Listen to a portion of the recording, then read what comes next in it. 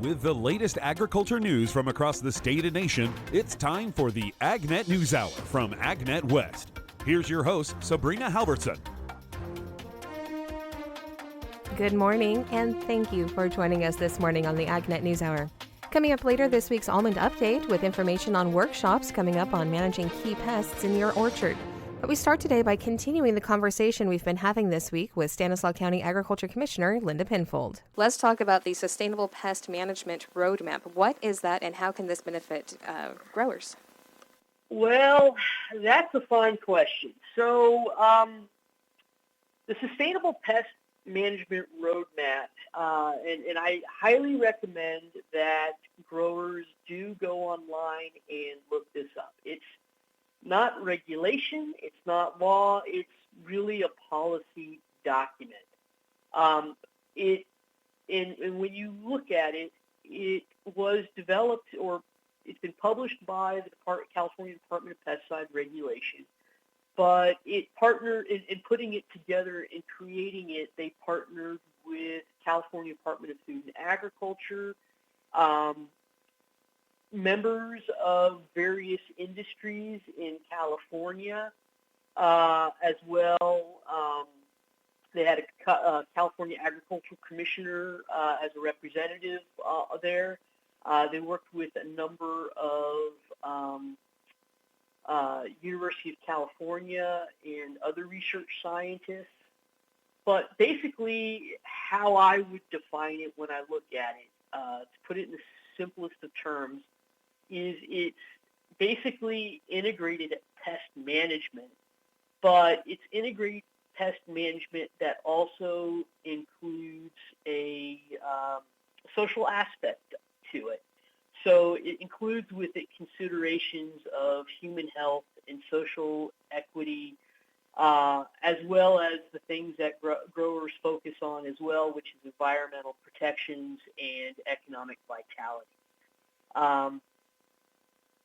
So when you look at it, it focuses on things like impacts on community and equity, linkages to broader environmental issues such as water conservation, biodiversity conservation, soil health, and climate impact. And as well includes a broader consideration of economic benefits and impacts. But it's something that is taking a viewpoint that looks at how things will be, not necessarily just right now, but really, looking far into the future for 2050. Some of the things that it talks about, though, I can see that, growers in the farming community have very strong concerns about, because it brings into light questions as to how important tools, specifically pesticides, will be impacted and what tools will still be made available. So when you look at the Sustainable Pest Roadmap, the goals that it talks about is that by 2050, I'm just going to kind of read this off here, 2050 pest management, that includes two primary goals. So the first goal is to eliminate the use of priority pesticides in California by transitioning to sustainable pest management practices. And so how priority pesticides are referred to or defined is that they're pesticide products, active ingredients, and groups of related products within the context of specific product uses or pest and location use combinations that have been deemed to be of greatest concern and warrant heightened attention, planning, and support to expedite their replacement and eventual elimination. Currently, there's a number of pesticides. I would dare to say that probably a number of what we have here in California is California restricted pesticides. These are pesticides that probably would meet this definition. I think my personal opinion is that the challenge is going to be that as we're looking at these, what tools are still going to be available that will be effective to support a strong industry. So, for example, we talk about neonicotinoids. I know that that's something that's getting more and more regulation, and that's one of these things that maybe might down the road fit this definition. But as of right now, there are certain pesticides like neonicotinoids that they're really the only solution that is available. So, for example, with tomatoes, they deal with a virus called curly top virus that is vectored by certain types of sharpshooters. The most effective pesticide to be able to control them, especially in the early stages after planting tomatoes, is neonicotinoids, and so it's the best tool in the toolbox to be able to control that. So, from what I hear talking with growers and industry, this is one that is of critical concern because if you don't have certain tools, there needs to be more research, and we need to make sure that there's good, strong tools available if we're going to be taking certain tools out of the toolbox, so to speak. As well, the second goal for this as well is that sustainable pest management will be adopted and be the de facto pest management system in California by 2025. So a priority outcome of these goals ultimately is to eliminate the adverse human health and environmental impacts associated with pesticides. We will conclude the conversation later in this show. This is the AgNet News Hour. I'm Sabrina Halvorson, and we will be back in just a moment. You are listening to the AgNet News Hour. I'm Sabrina Halvorson. In today's National Spotlight, the American Farm Bureau Federation is urging lawmakers to fund the federal government by passing the minibus funding bill. Michael Clements shares more.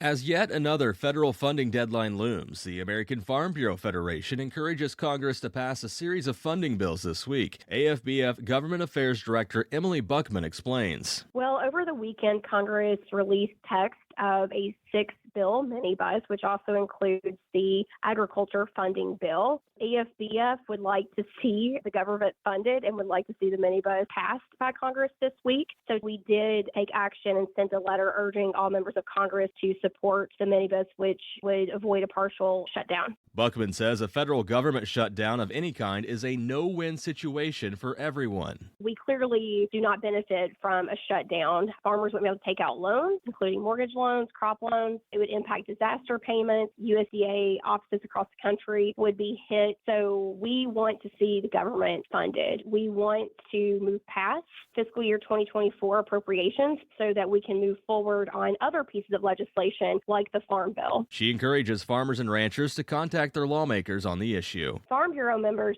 should ask Congress to fund the federal government to avoid a partial shutdown, which could happen this Friday if Congress does not pass a minibus. We encourage our members to reach out to their congressional delegations and ask Congress to fund the federal government. Michael Clements, Washington.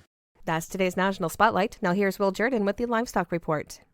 In today's livestock news, the U.S. cattle herd is still at record low levels. Kevin Good, Vice President of Industry Relations for CattleFact, says the U.S. herd is still at levels not seen for decades. I think you start out with the total herd, which is historically low. As you think about the inventory report from January 1, which is the lowest that we've had since back in the 50s. So you've got a herd that's historically low in total, but you continue as a long-term trend to continue to lock up more of them on feed or a higher percentage. I think there's a message there of the available supplies, more of them are on feed. The February 1st on feed number was even with a year ago and only down 1% compared to the 5-year average, which means the available supplies outside of feed yards as far as feeder cattle and calves are down 1 million head. And that's not counting the reduction in cows and all that. Producers are feeding smaller numbers of cattle for longer periods of time. I think there is a message there that more of them are locked up, but as a trend, there's less of them, and we tend to feed cattle longer. So even if you've got an on-feed number that's, let's say, even year over year, you're still going to market a couple % less just because we have a tendency, long-term trend, to feed cattle longer and to heavier weights. Producers aren't holding any extra heifers back for breeding yet.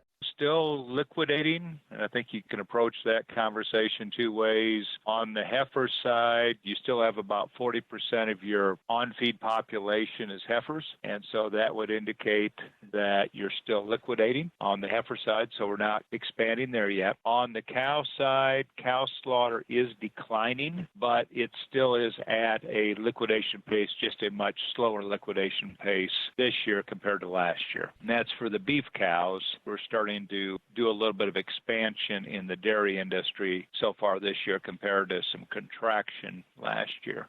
Record beef prices won't incentivize expansion until some of the other headwinds disappear. Record high prices, but you got to have feed for the cattle, so it's drought driven. Even though we've gotten ourselves better shape second half of last year through the winter with drought. I mean, we've had 3 years of massive drought, so that would be the top of the list why we haven't expanded yet. You can go into a lot of other lists. Labor availability, cost of labor, interest rates are high, availability of capital, urban sprawl, alternative land use, all those would contribute to lack of optimism as far as expanding. We will expand. Prices will get high enough that it'll incentivize expansion. It's just going to take longer. That was Kevin Good of Cattle Facts. In other livestock news, the American Sheep Industry Association submitted an application for RAP funding. Consideration of proposals for the new U.S. Department of Agriculture's Foreign Agriculture Service Regional Agricultural Promotions Program is underway. The American Sheep Industry Association submitted an application for RAP in early February that would expand its current international marketing programs and look at potential in newer markets. RAP was created to foster market diversification and thus exclude the markets of Canada, Mexico, the European Union, and China, at least during the first tranche of funding. USDA says it expects to award up to $300 million in funding during the first tranche. It hopes to make funding available to participants by June 1st. In total, RAP will make $1.2 billion available for investments in international marketing during the 5 years of the program. I'm Will Jordan for AgNet West. This is the AgNet News Hour. I'm Sabrina Halvorson, and we will be back in just a moment with more agriculture news. Welcome back to the AgNet News Hour. I'm Sabrina Halvorson. Coming up in a few moments, we'll have today's This Land of Ours report, but first, more of the day's agriculture news. And with today's AgNet West headlines, here's AgNet West Farm News Director Brian German. The Biden administration has launched another effort to address inflation challenges and help mitigate the high prices that consumers are struggling with. During a White House meeting of his Competition Council, President Joe Biden announced the creation of a competition and price strike force. No matter how much money you make, no matter how rich or poor or middle class you are, you don't like being taken advantage of. That's why today I'm launching a new strike force on unfair and illegal pricing to crack down on companies who break the law while keeping prices high for American consumers. The new strike force will be led by the Department of Justice and the Federal Trade Commission. If you keep prices high while engaging in illegal practices that are fraudulent or unfair or deceptive or anti-competitive, we will enforce the law. We will enforce the law. The deadline is quickly approaching for enrolling in USDA's Agriculture Risk Coverage or Price Loss Coverage programs for the 2024 crop year. These programs offer income support to farmers who experience significant declines in crop prices or revenues. Enrollment and signed contracts for the programs are required annually. Producers can choose between ARC County, ARC Individual, or PLC coverage options. Producers have until March 15th to revise elections and sign contracts. Failure to meet the deadline means exclusion from ARC or PLC and potential payment loss. Enrolling in ARC or PLC may affect eligibility for certain crop insurance products, and web-based decision tools are available to assist producers in making informed choices. Producers can access more information through USDA's website or local USDA service centers. The California Rice Commission is reminding industry members about a program opportunity funded by the Natural Resources Conservation Service. Rice fields are being sought for enrolling in a program that aims to pay eligible rice farmers $33.78 per acre to leave vegetation undisturbed from April 1st to July 15th, the waterfowl nesting season. To be eligible, fields must be idled during the 2024 growing season and have cover crops or significant volunteer vegetation suitable for nesting birds. Farmers must also have brood water nearby until July 15th. Notably, the program aligns with a recent policy change allowing farmers to transfer water while leaving vegetation for nesting birds, a temporary modification applicable only to transfers in 2024. Interested growers can contact the California Rice Commission or visit their local NRCS office to apply. The 2024 Ag Legacy Symposium is coming up Saturday, March 16th. The one-day event is meant to help prepare a farm, ranch, or agribusiness for the transition to the next generation. Speakers include extension specialists from the University of Wyoming and Colorado State University, a partner at Hyatt McIntyre & Associates, and 2 area farmers. The succession planning workshop is set to begin at 9 a.m. at the Sierra Valley Grange Hall in Vinton. The sessions will cover legal aspects, financial topics, political factors, family dynamics, and provide real-life scenarios to consider incorporating into succession planning. Alameda County rancher Tim Koopman and Butte County farmer Ryan Shore will both be talking about tools they've used for estate planning, which includes conservation approaches and working with a team of trusted advisors. More information on the workshop is available on the upcoming events page at agnetwest.com. I'm Brian German for AgNet West Radio Network. An expiring estate tax could be very costly for farm estates. That's coming up on this end of ours. The 2017 Tax Cuts and Jobs Act significantly changed federal individual income and estate tax policies, though some were temporary. In 2018, the legislation increased the estate tax exemption amount from $5.49 million to $11.18 million. This increase expires at the end of 2025. The exclusion amount would revert in 2026 to $6.98 million per deceased person. Researchers with USDA's Economic Research Service estimates that the expiring increased exemption would be $13.95 million per person at the time of expiration. Lowering the estate tax exemption level in 2026 could increase the percentage of farm operator estates taxed from 0.3 to 1. Large farms would experience the largest increase in the share of estates that owe estate tax, increasing from 2.8 to 7.3%. This is the AgNet News Hour. We will be back in just a moment with more agriculture news. Welcome back. A new report can help farmers analyze their crop risks and opportunities. Michael Clements reports. Pattern Ag uses analytics to help farmers optimize their spending on crop protection, seed selection, and fertility inputs while improving the long-term productivity of their land. Danielle Watts, VP of Data, Pattern Ag, says the 2024 Predictive Ag Report is backed by a large amount of data. We analyzed more than 200 billion genetic reads from soil samples taken across the Midwest, and they form a soil metagenomics database, which is the world's largest soil metagenomic database. We put all of that information together and package that into our Predictive Ag Report. One of the key ways in which we really drive our understanding of what's happening in these fields is through a large research program we have. It's called the Pattern Ag's Growers Initiative, where we're working directly with commercial growers to understand the impacts of their field management on the soil biology, as well as what sort of links there are between the soil biology and their yield outcome. The Soil Productivity Index provides benchmarks of yield potential for farmers to compare their fields against. So what we've done is taken years of grower information, including yield, as well as all of their soil biology and chemistry, and put that together in a way that really helps explain how far off are you from the potential yields that you could be getting.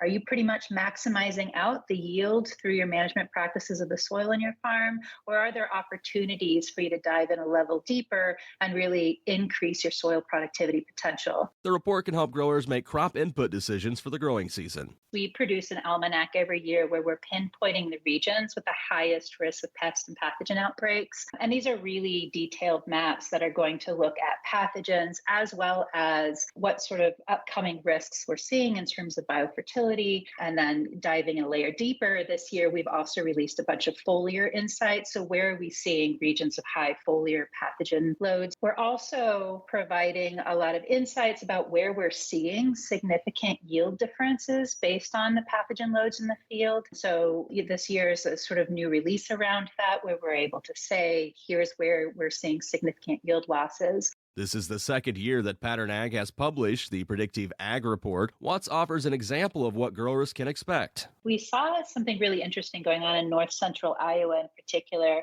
where we were seeing between 30 and 80 bushels per acre lower corn in fields that were really high risk for fusarium root rot, northern corn leaf blight, tar spot, and anthracnose of corn. Since the average yield for corn in this region is around 200 bushels per acre, our growers in that region where we saw low fusarium, they were upwards around 240 bushels per acre.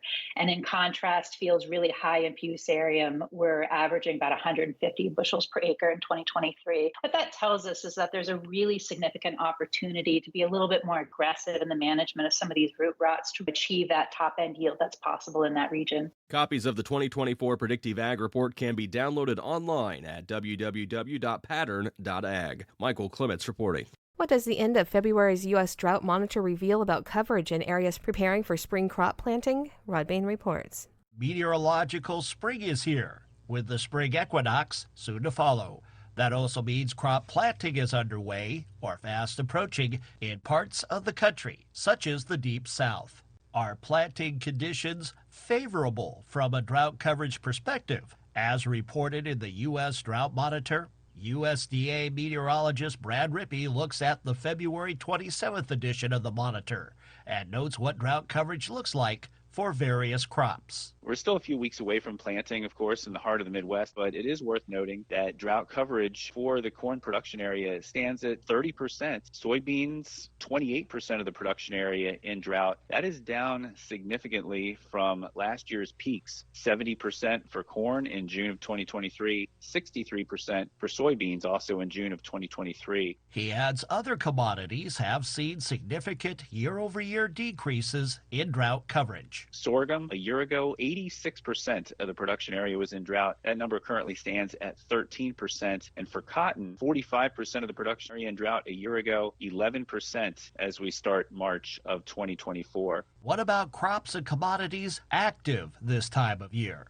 Rippey says for the main crop in that category, winter wheat, 54% of the winter wheat crop was in drought a year ago. That number was as high as 49% during planting in October of 2023, but the current figure stands at just 14% of the U.S. winter wheat crop in drought. As for hay and drought coverage, hay production area in drought for the United States has been halved over the last year, going from 34 to 17%. Worth noting that sometimes with the hay production, it's slow to recover after a drought. We're still waiting for some of that recovery in some of the hardest hit areas, especially in the southern United States. But in time, as long as moisture keeps coming, we should see some nice recovery this spring and summer in some of those southern drought affected areas. And finally, regarding drought and the nation's cattle inventory, it's been cut by 2/3 over the last year, 48% in drought a year ago. That number, as we enter March 2024, stands at just 16%. I'm Rod Bain reporting for the U.S. Department of Agriculture in Washington, D.C.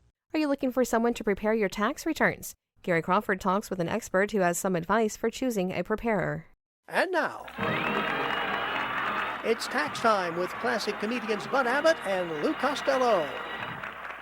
Well, Costello, here's the income tax accountant my brother recommended. Now, let's go in and see him. Aha, gentlemen. Mr. Costello here wants you to help him with his income tax. Fine, fine. Now, Mr. Costello, how much money did you make last year? Well, I... Speak right up, young man. Speak right up. All this information is confidential. Well, I made... Tell me about it. Tell me. How much did you make? Well, it was in the Come, neighborhood... tongue. Has a cat got your tongue? Get the marbles out of your mouth. Oh, he's gone and lost his marbles. But anyway. Finding a tax preparer that you trust and that you can ask questions to, I think, is really important. And that one in the skit there, not a good choice for a tax preparer, right? That's right. That's right. Kansas State University Extension tax expert Susie Latta, and she's got a whole lot of advice for you if you are looking for somebody to prepare your taxes. So, Susie, first, what qualities should we look for in a tax preparer? Well, I think you need to find somebody that you can trust, somebody that's credentialed, that knows what they're doing. I think it's important that, you feel like you can be honest and you feel like the information that they're providing you is correct.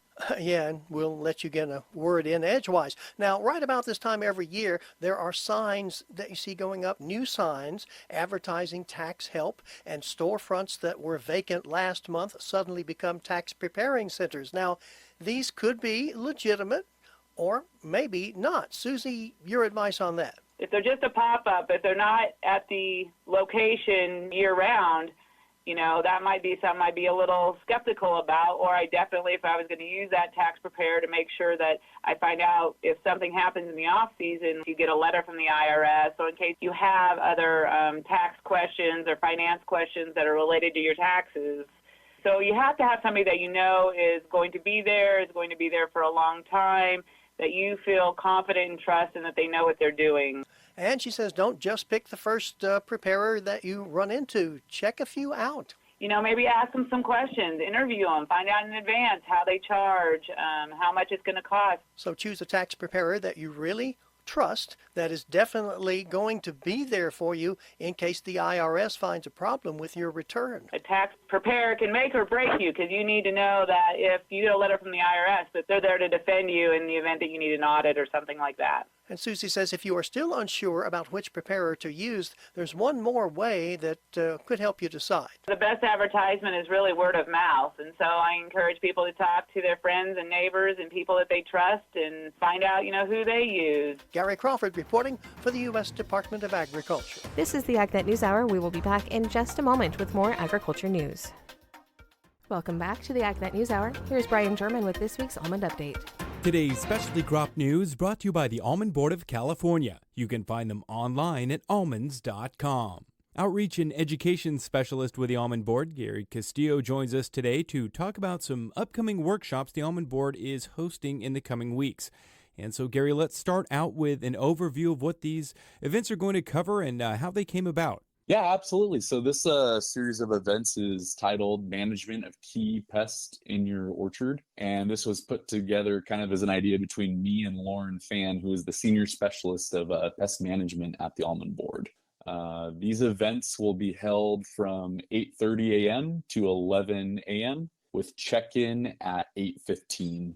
And roughly we're kind of expecting between 20 to 40 people at these events. And now there's multiple events as part of this series at various locations. And so where and when are these going to be taking place? So we'll be at a series of 4 locations up and down the valley. And we'll start off next Tuesday, March 12th. We'll be up in Orland at the Glen Success Conference Center, which is located at 131 East Walker Street, Orland, California.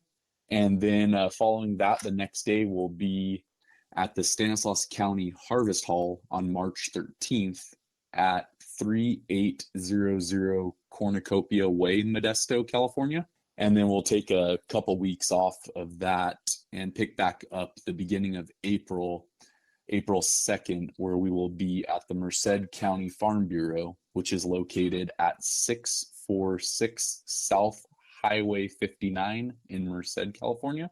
Finishing up on April 3rd, the next day, we will be at Kern County Ag Pavilion down in Bakersfield at 3300 East Bell Terrace in Bakersfield, California.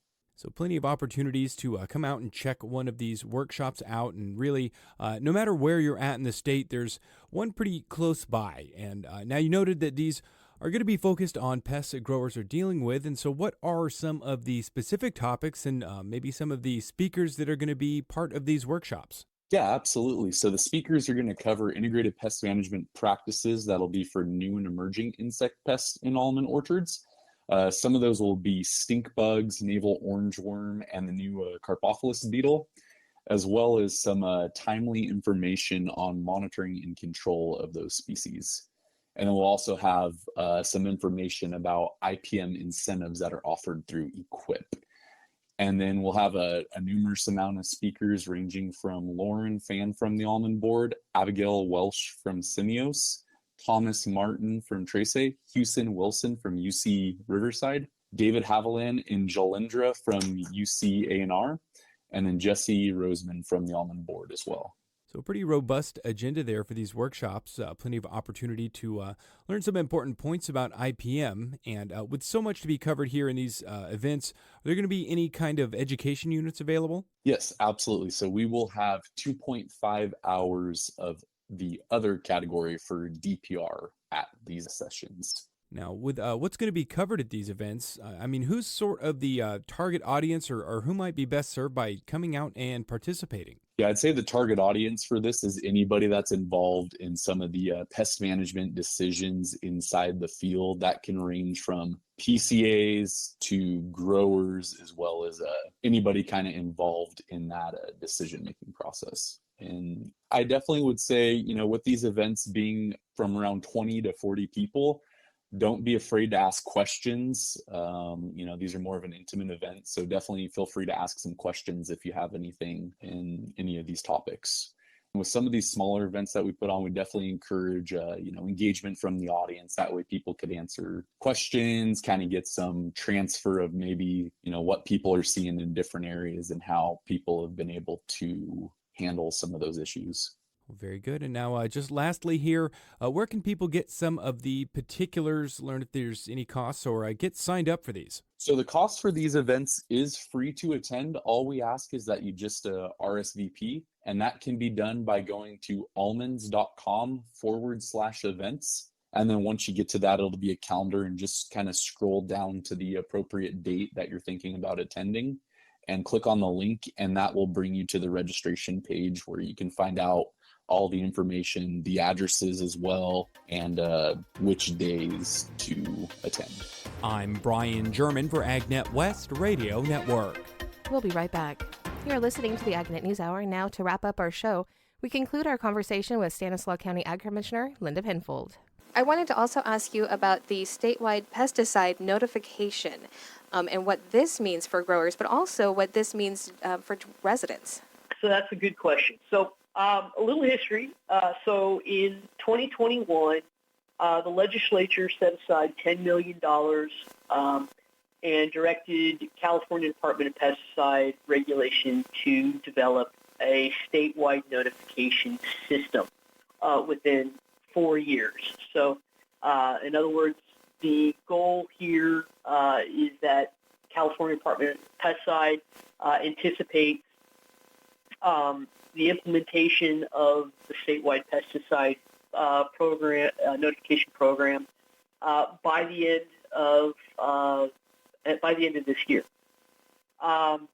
So where things are right now is California Department of Pesticide has actually developed this notification system. It's called Spray Days, and it's in place to provide public with advanced, transparent, and equitable access to information about pesticide applications. The purpose of this notification system is to complement existing pesticide laws and regulations that govern safe, legal application of pesticides and protect public health and the environment. So long and the short of it, what this system does is when growers submit notices of intent for use of California restricted pesticides, that notifications will be essentially used as a public record and posted. Right now, from what I have seen of the beta of Spray Days, it shows just based on a mile grid, which is using the townships range and section system. It just shows what pesticides have been proposed for use within that square mile. The method and I believe the time that the notification was submitted. It does not show the exact location of where the pesticide is being applied.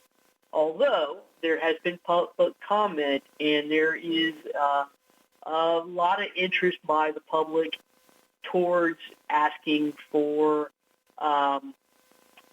location information.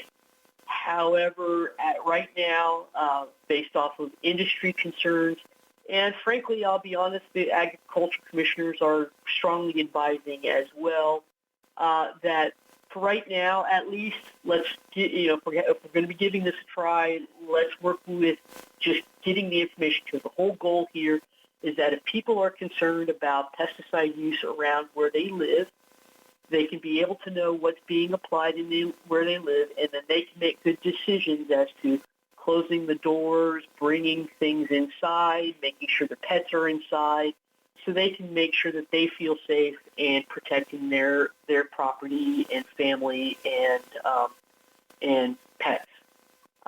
So where things are right now is it's been getting beta tested in Tulare. I believe the beta testing started in October and has recently concluded. I understand there's about 150 participants in the beta testing, but although this isn't developed, spray days is developed, it's not been released as of yet. Also, what's happened fairly recently, there also was public comment. The public comment period ran from November up through January. As well, DPR had 3 public hearings in December. So right now, from what I understand, California Department of Pesticide Regulation is reviewing those comments that they received and are looking at how they're going to move forward. But one thing that is going to be coming from this, as I understand, is there's proposed regulations, and I believe people can actually have those proposed regulations published online. And what I understand those proposed regulations will do, if enacted, is that the Department of Pesticide Regulation will require notices of intent. Will provide notices of intent information it receives as publicly available. Excuse me. All notices of intent for use in production agriculture will be required to be electronically submitted to the local county agricultural commissioner. Certain notices of intent information to be submitted to DPR will be also provided through the electronic system. The specific information and timeframes of when a notice of intent for soil fumigation will also be provided in those regulations. And last but not least, the Department of Pesticide Regulation will be required to evaluate its system and process for making the information available, and will be issuing the report 3 years after the system is implemented. So again, that's a lot for people who are listening, and it's a lot. I'm surprised that you're able to even get all this out. But for people who are listening, can they find that information again online somewhere? Yes. Here again, the easiest thing to do, Google is your friend.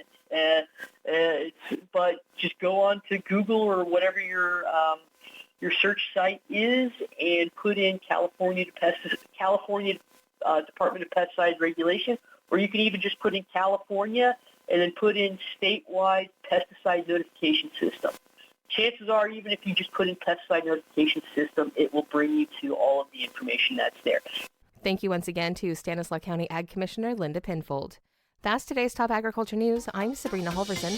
Thank you for sharing your morning with us. To get more information on the topics you heard today, visit AgNet West online at agnetwest.com. You can also stay connected by following us on our social media at AgNet West on Facebook, Instagram, and Twitter. You can also find our broadcast team of Brian German and Sabrina Halvorson on Facebook and Twitter. Thank you for listening to the AgNet News Hour from AgNet West. AgNet West Radio Network, your primary choice for agriculture news.